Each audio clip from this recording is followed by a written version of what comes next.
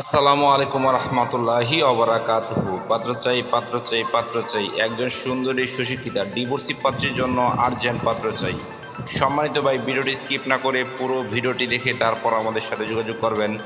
আর আমাদের এই ছোট্ট ইউটিউব চ্যানেলটি সাবস্ক্রাইব করতে ভুলবেন না। সম্মানিত ভাই, প্রথমে শুনুন পাত্রীর কিছু সংক্ষিপ্ত বিবরণ।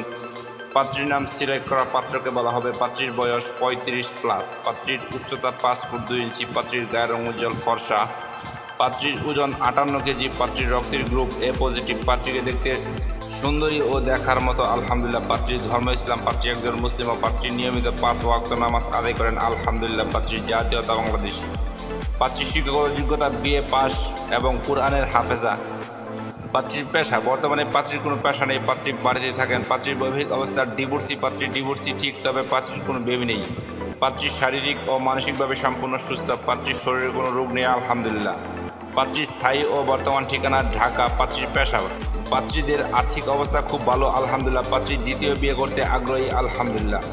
সম্মানিত ভাই, এবার শুনুন পাত্রী কেমন পাত্রের আশা প্রত্যাশা করি। পাত্রকে অবশ্যই নম্র, ভদ্র ও নামাজি হতে হবে। পাত্রের বয়স মিনিমাম 35 থেকে 45 এর মধ্যে হতে হবে। পাত্রের আর্থিক অবস্থা অবশ্যই সচ্ছল হতে হবে। পাত্রের উচ্চতা মিনিমাম 5 ফুট 6 ইঞ্চি হতে হবে। পাত্র ঢাকার ভিতরে হলে ভালো হয়, আর তাছাড়া যে কোনো জেলার পাত্র গ্রহণযোগ্য। পাত্র অদম্পায়ী এবং বাজে নেশাগ্রস্ত হলে চলবে না।